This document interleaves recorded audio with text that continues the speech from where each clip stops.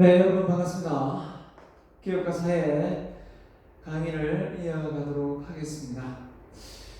자, 이번 학기에 정말 많이 기대하고 있죠. 대면 수업을 기대하고 있는데 아닌가요? 아니 그냥 여러분 안 보고 온라인으로 끝났으면 좋겠습니까?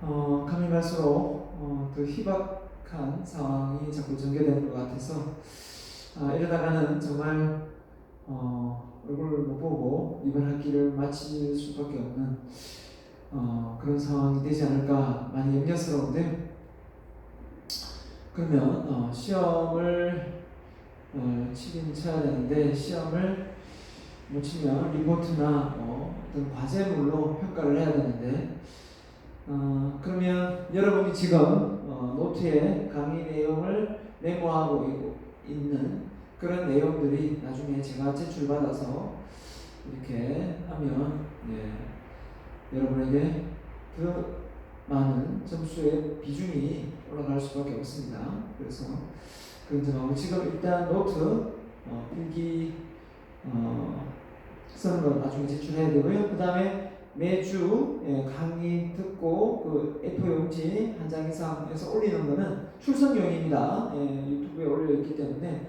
그걸 안 하면 출석 인정을 안 해줍니다.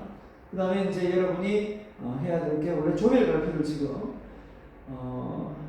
해서 발표를 하는 걸로 기업에 분석을 해서 하는 건데요. 그걸 하려면 이제 자료 수집을 해야 돼요. 자료 수집. 그 자료 수집을 해야 되는데 그 자료 수집도 이렇게 오프라인으로 수업이 되지 않기 때문에 여러분이 받아야 될 것 같고요.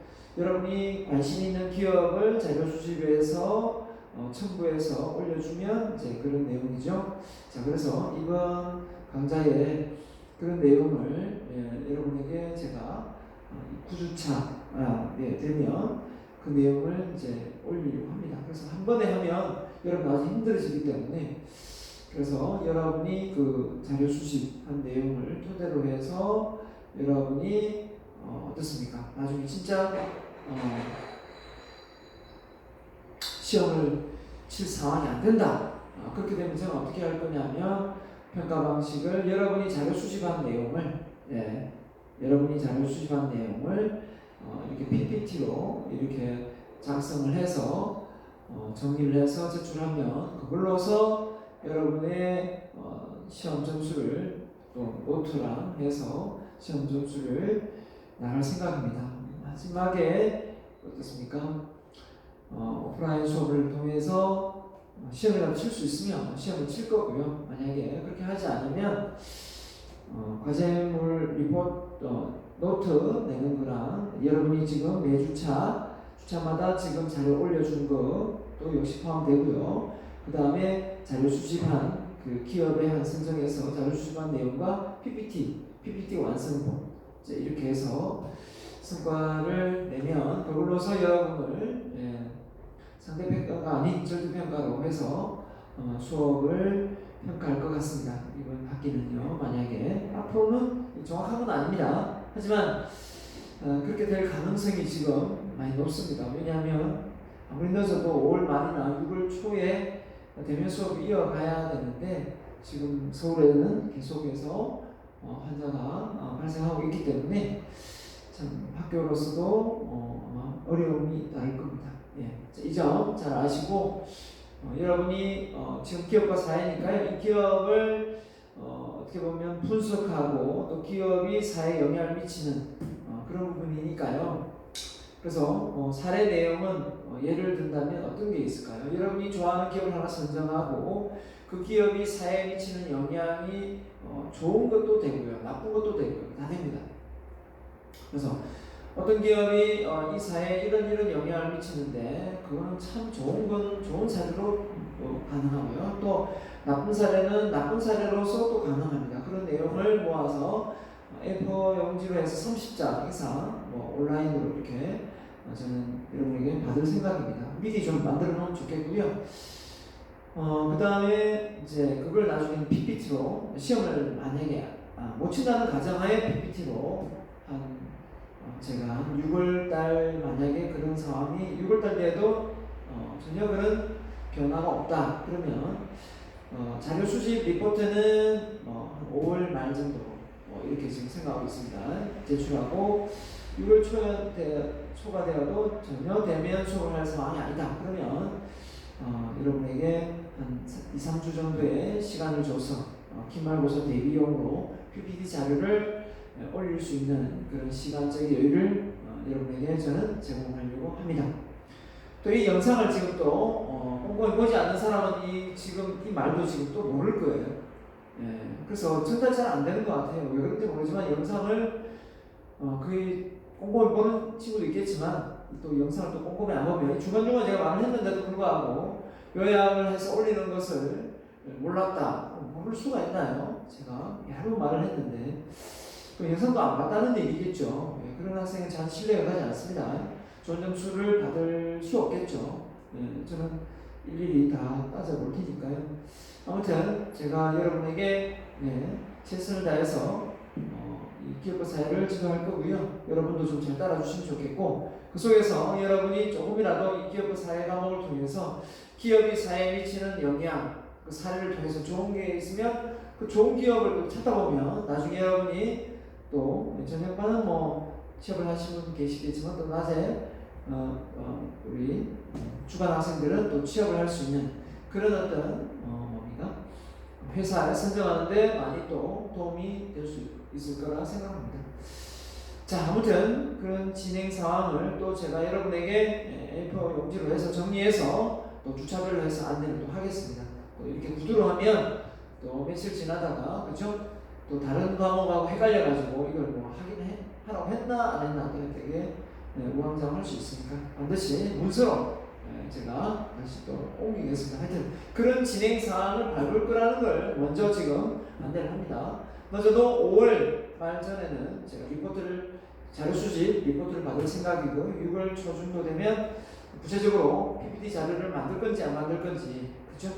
예, 대면 수업이 되어서 시험을 친다면 상관없겠지만 못 칠 것 같으면 그런 것도 제가 반영하도록 하겠습니다.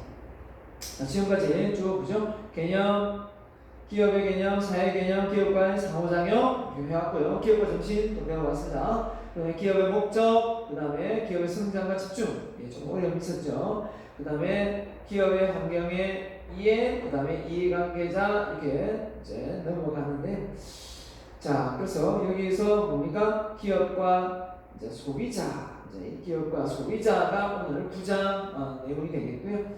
그 다음 내용이 이제 기업의 윤리적인 부분, 윤리적인 부분하고 사회적인 책임 부분이 좀 나오고요. 그 다음에 이제 넘어가면 이제 기본적으로 이제 경영과 관련된 내용이 나옵니다. 자, 아무튼 오늘 이 시간에는 내용이 어렵지 않습니다. 기업이 이윤을 창출하는데 많은 이해관계자들 속에서 하나를 뽑은 대상이 바로 소비자입니다. 소비자. 그래서 소비자는 엄밀히 말하면 그 회사의 제품을 사주는 고객이다 이렇게 그냥 지칭할 수도 있겠지만 또 내부적으로 고객이라는 의미로 들어가면 내부 고객도 있고 외부 고객도 있는 상황이 됩니다. 거래처 공급업체도 사실은 거래를 하는데 소비자가 소비를 잘 할 수 있게끔 하는데 역할을 하기 때문에 상당히 기업의 어떻게 보면 그 유통업자와의 어떤 관계도 상당히 중요하지 않나라는 생각도 합니다. 그렇게 보면 소비자는 단순히 소비자가 물건을 사는 입장만 고려되어서는 안 될 것 같고요. 자, 가보겠습니다. 그래서 기업과 소비자의 관계. 자, 기업과 소비자의 관계를 배우는 이유는요. 한마디로 기업이 예전에는 소비자에게 취해왔던 그런 어떤 역할들이 이제는 소비자에게 또 다른 역할을 하게끔 되는 상황에 놓여져 있습니다. 그게 이제 결정적인 이유가 뭐냐라고 질문에 온다면 왜 그러면 기업이 소비자에게 그냥 좋은 제품만 그죠? 이렇게 질 높은 제품만 또 제공하면 되지 소비자와의 관계가 그렇게 좋아야 되느냐 이렇게 말을 할 수도 있고요. 단지 그냥 단시간 내에 이윤을 추구하면 되지 고객하고 지속적으로 관계 유지를 할 필요가 있느냐 또 이렇게 말을 할 수도 있습니다. 하지만 고객의 힘이 아주 세졌습니다. 고객의 힘이 가장 세진 이유가 뭘까요? 바로 답이 나와야 되겠죠. 고객의 힘이 파워가 세진 이유예요. 소비자가 모일 수 있는 공간이 뭡니까? 아주 많아진 거죠. 왜냐하면 이 플랫폼 상황에서 SNS를 통해서 페이스북이니, 그죠? 카카오톡이니, 단체톡이니, 그죠? 또 뭡니까? 네, 인스타그램이니, 여러분이 블로그니, 카페니, 소비자가 그냥 1대1로 이렇게 몸으로 만나도 대면으로 만나야 될 부분이 비대면으로, 그죠? 온라인상에 만날 수 있는 기회가 눈으로 이렇게 몸으로 만나는 게 아니고 그냥 연결할 수 있는 연결고리 역할이 너무 많아요. 그쵸? 그전에는 그냥 이런 뭡니까? 고객이라기보다는 구성원들이, 시민들이, 국민들이 같이 어울려서 뭔가를 같은 생각을 가진 사람이 모일 공간이 사실 오프라인 외에는 없었잖아요. 그죠?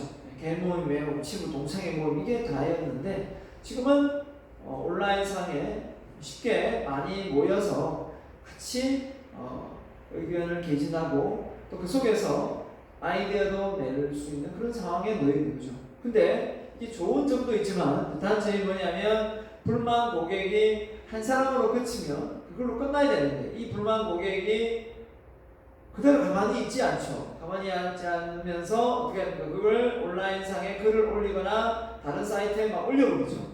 이렇게 되면 이게 일파만파 퍼져서 불매운동이 일어나고 실제 그 제품이 그죠? 잘못을 했을 때 좀 빨리 이렇게 대처하지 못하면 이게 일파만파 퍼져서 더 이상 추스를 수 없는 그런 상황까지 번질 수가 있는 거죠. 그러니까 고객 한 사람 한 사람에게 기업은 어떻게든 불만족이 일어나지 않도록 조심하게 되는 겁니다. 그러다 보니까 소비자가 이제 훨씬 더 위에 있는 그런 상황에 놓여져 있는 것도 사실입니다. 그래서 생산자가 위에 있는 시대가 아니라 이제는 소비자가 위에 있는 시대가 되어버린 거죠. 답답할 게 없거든요. 왜냐하면 그 외에 다른 업체들도 많이 있으니까요. 아무튼 기업이 독점해서 소비자에게 그죠? 악영향을 미치도 안 되겠지만 또 소비자가 이렇게 단합행위를 해서 또 다른 생산자에게, 공급업체에게, 유통업체에게 또 악영향을 미친다면 이것도 역시 문제가 될 수밖에 없는 겁니다.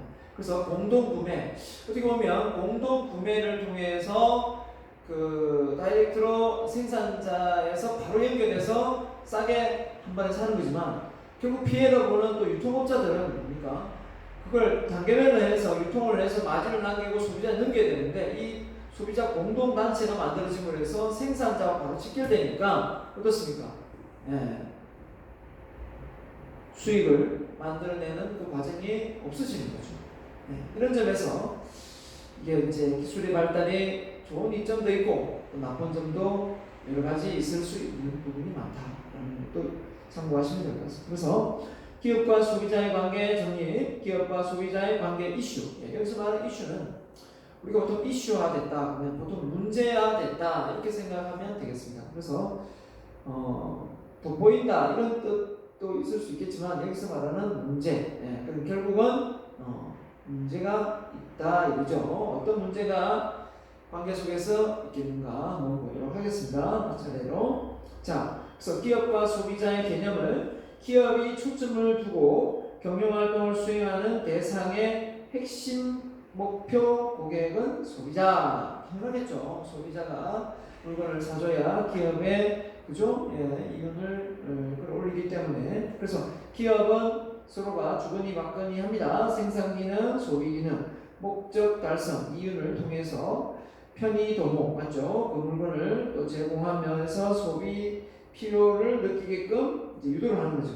그리고 나서 그걸 돈을 주고 사면 그의 가치, 기대하는 가치보다 그죠? 사용 가치가 훨씬 높을 때 소비자 만족이 일어난다 했습니다. 그래서 기업의 가치도 또 고객이 제품이 너무 좋다, 이 회사는 정말 믿을만하다, 신뢰성이 높다 이렇게 되면 또 막 이걸 또 구전 광고 해주죠. 그러면 기업 가치 또 이미지가 올라갑니다. 지금 우리나라에 잘 나가는 삼성이 좀 맥을 못 추고 있죠. 예, 맥을 못 추고 있습니다. 그러다 보면 사실 그런 것 같아요. 조금 여담이지만 나라가 외침이 많다. 나라가 외부에 외침이 많다. 이 얘기는 그 나라에 내분이 일어나고 있다. 이렇게 보면 되겠고요. 기업으로 치면 뭔가 성과가 나오지 않고 있다라고 하면 결국은 그 기업 내에 지금 현재 의견이 조율되지 못하고 의견이 분분하고 또 기업과 소비자의 관계, 외부의 이해관계자들의 관계가 원만하지 않다라고 보면 되는 거예요. 그죠? 그런 점에서 보면 정말 이거는 우리가 기업과 소비자를 떠나서 내가 무엇을 하든 간에 그죠? 여러분이 주변 사람들과의 관계가 잘 형성되지 않고 그렇게 인생을 살아가면 나중에 여러분이 뭐 돈을 많이 벌고 권력을 많이 쌓아도 결국은 공든탑이 될 수 없다라고 생각합니다. 아무튼 AS 그죠? 해주기로 해놓고 그죠? 안 해주고 또 기간도 짧아지고 생각보다 그죠? 그러면 정말 화가 나죠. 뭐 AS 다 되는 것처럼 했다가 비싼 부품은 또 안 되고 이러면 정말 화가 납니다.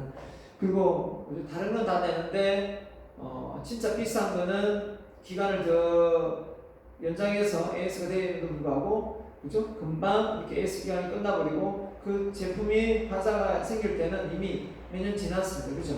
그럴 때는 정말 그것도 귀신같이 않은 것처럼 그죠? 그건 또 서비스 항목에 들어가지도 않고 그런 경우가 가전제품도 참 많고 그렇습니다. TV도 그렇고요.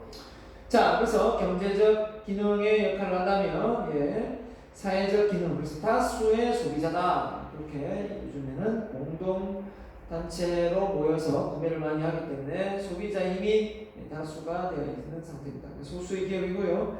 물론 기업도 많지만 소비자가 느끼는 그 어떤 파워하고 이 기업이 가지고 있는 어떤 개수하고 비교했을 때 소수일 수밖에 없고요. 비교해서 그 다음에 상대적 파워다 이렇게 표현했고요. 상대적 이력이다 이렇게 했습니다. 무슨 말일까요? 상대적 파워다 그만큼 힘이 있다. 한마디로 힘이 있다 이렇게 나와 있고요. 좀 힘이 약하다 상대적으로 소비자가 그래도 이제 단체를 해서 파워에 힘을 내지만 전체적으로 그 소비자가 이렇게 뭉쳐야만 힘을 내기 때문에 개개인의 소비자 입장에서 보면 그 기업을 상대로 소송을 걸거나 이렇게 했을 때 승소가 쉽지 않기 때문에 그런 부분에서 아직은 좀 미약하다 이렇게 좀 힘이 약하다 이렇게 생각하면 될 것 같고요. 그래서 아무튼 기업만 잘 되고 소비자는 계속 실망을 하고 만족감을 못 얻고 사용 가치에서 수준이하면 결국은 이 기업도 오래가지 못합니다. 그죠? 그렇기 때문에 항상 이게 균형이 되어야만 기우뚱 하면서 천칭저울처럼 균형이 되어야만 기업도 살고 소비자도 살고 결국은 그 나라 경제가 잘 돌아갈 수밖에 없는 거죠. 그래서 기업과 소비자의 관계입니다. 자, 우리가 이제 소비를 할 때 보면 소비자의 파워가 지금 뭐 사람 한 사람은 좀 약하지만 계속 파워가 커지고 있죠. 그 이유가 이제 아까 말한 대로 소비자가 가지고 있는 이 정보력이 예전 같지는 않습니다. 다 많이 배우고 대학도 나오고요. 그리고 또 컴퓨터 다 다룰 수 있는 사람이 많고요. 그리고 또 이 불만족스러운 거를 또 어디에 또 건의하면 이게 개선이 되고 또 보상을 받는지도 또 검색하면 다 나오고 이렇습니다. 그죠? 그렇다 보니까 소비자가 뭔가 물건을 사서 이렇게 구매를 하는 과정에서 결국은 이 대안에 대한 평가, 이 정보 검색 이런 부분에서 어떻게 보면 예전에는 그냥 누구의 도움으로, 누구의 부전으로 이렇게 그 전에 들은 내용으로 물건을 사고 했다면 지금은 내가 주변 사람의 도움 없이도 내가 인터넷 들어가서 구매자의 댓글에 반응을 보고 그죠? 이 제품은 괜찮구나, 이 옷은 괜찮구나, 이 전자제품은 사도 되겠다, 그죠? 이 강의는 들어도 되겠다, 이렇게 나오겠죠. 자, 아무튼 그렇게 됩니다. 자, 그래서 구매 결정을 하게 되는 거죠. 어떻게 보면. 자, 그래서 기업과 소비자의 관계다. 자, 테일러 나온 거 보니까 생산자 중시 시대네요. 그죠? 헨리 포드. 산업화 시대에 이 뭡니까? 테일러, 포드는 상당히 어떻게 보면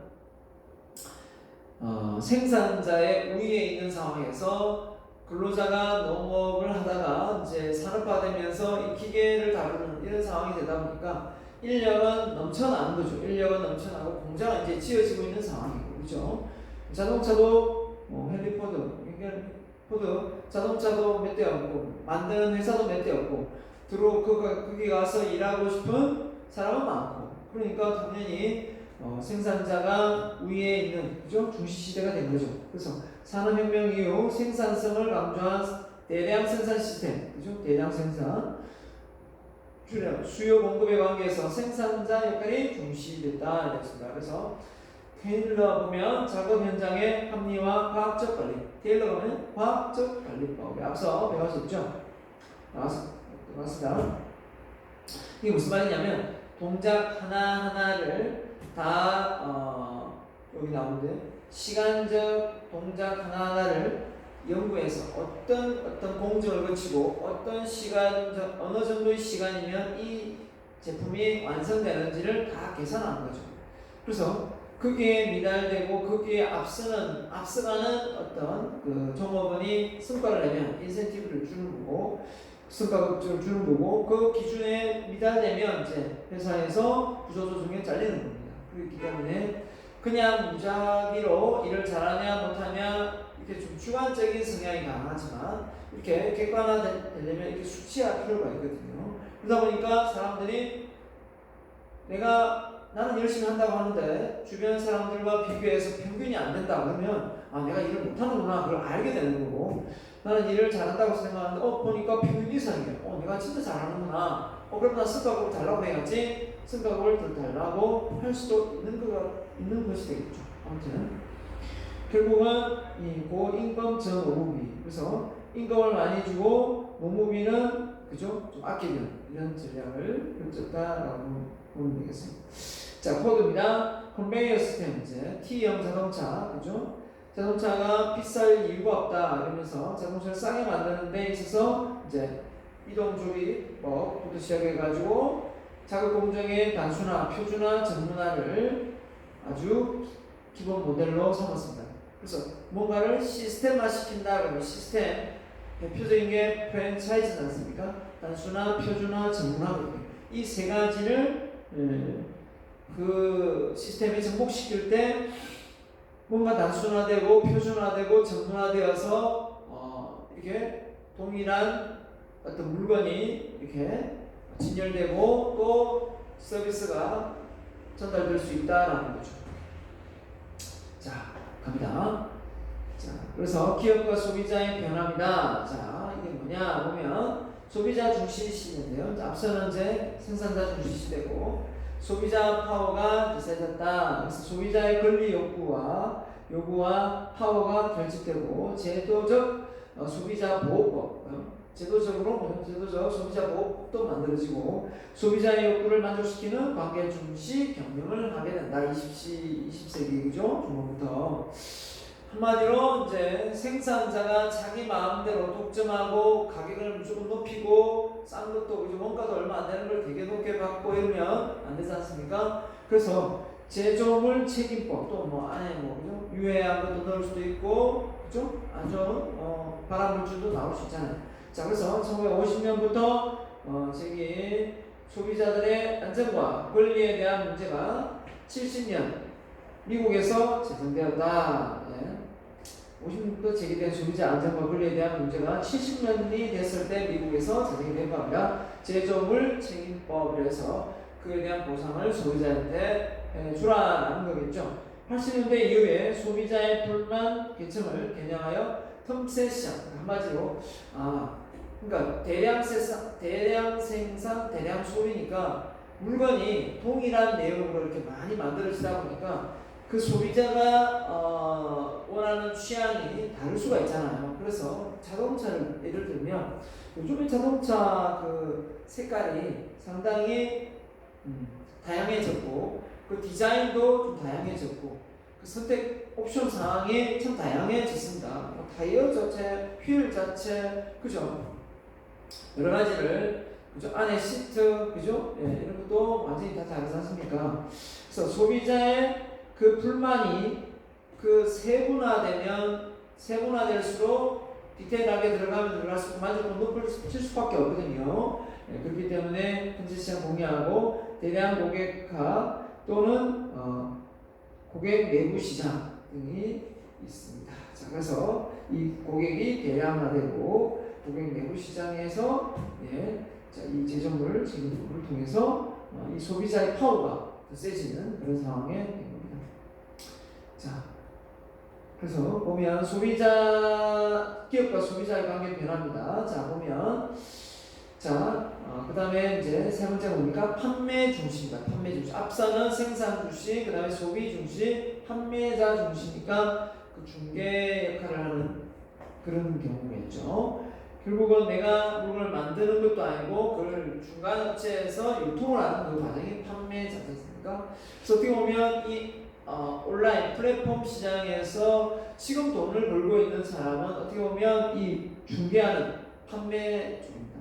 그러니까 유통이 그전에는 차로, 그죠? 차로 이렇게 많이 유통을 했다면 지금은 이제 기껏해야 이제 차로 물론 퀵 서비스 등 차로 유통을 하지만 이 유통이 꼭 물건을 내서 도매상, 소매상으로 가는 것이 아니라 온라인 상에서 이 소비자를 많이 모아놓은 공간을 활용해서 이게 물건이 팔릴 수 있는 그런 역할을 해주는 그 역할, 그러니까 파워블로그, 그죠? 이런 카페를 탄생시켜서 그 속에서 제품을 소개하고 많은 사람이 공부해서 물건을 구입하게 되면 그 블로그, 그죠? 예, 사이트 만든 사람에게 이 중개 수수료가 가는 구조가 되지 않습니까? 그런 것처럼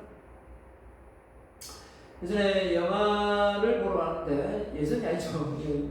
영화 자주 보는데 코로나 때문에 지금 일단은 못 봤지만 영화를 보러 가면 페이스북에 지금 현재 그 어떤 영화 오늘 본 내용에 대한 그 내용을 그걸 올리면 2,000원을 할인을 해준다. 2,000원 할인을 해주는 걸 제가 몇 번을 할인을 받았어요. 뭐 2,000원 음료수 사면 되잖아요.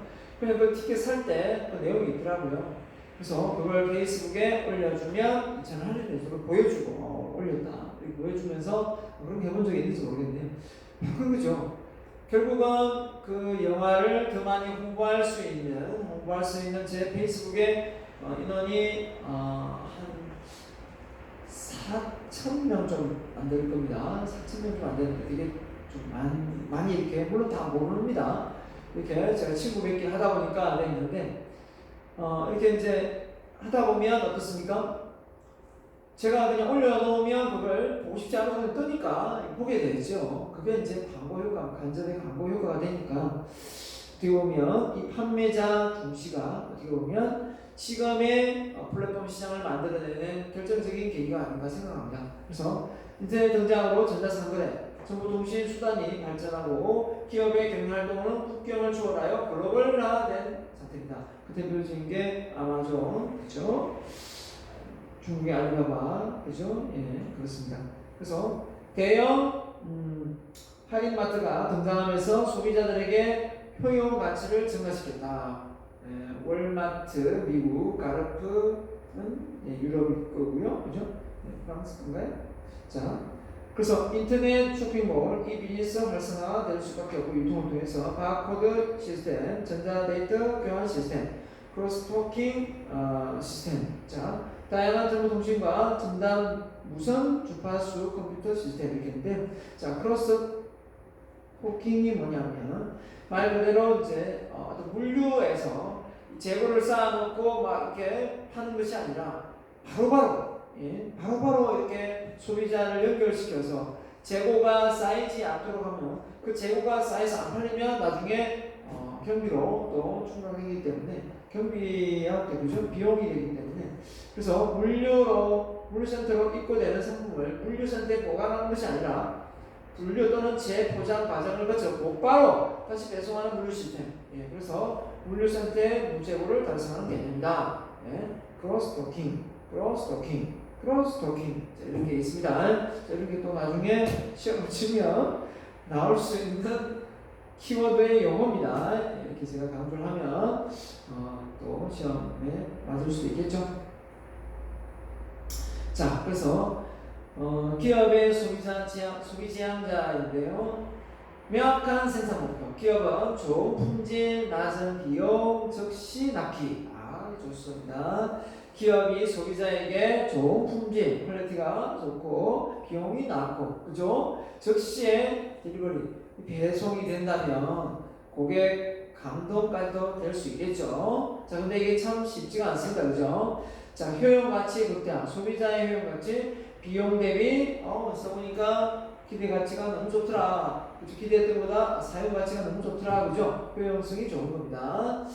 그래서 기업의 소비자의 효용 가치는 비용, 그죠? 예, 효용성을 비용으로 나누면 된다.